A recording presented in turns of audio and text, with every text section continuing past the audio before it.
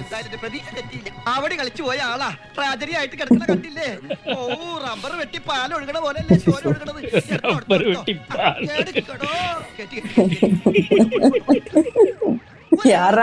കൊണ്ടുപോകുമ്പോഴാണോ വട്ടം കിടക്കണത്? ഇതവൻ തന്നെയല്ലേ? ഇവനെ കേറ്റിയില്ലേ?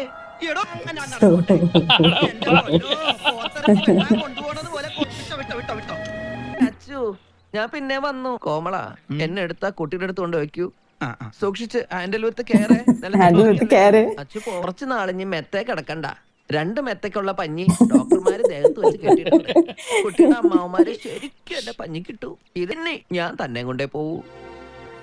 എന്തോ ഒരു സാധനം എടുത്ത് വച്ചുകൂടോ നിനക്ക്? സാധനോ? എന്തു സാധനം? ഞാൻ എന്ന സാധനം.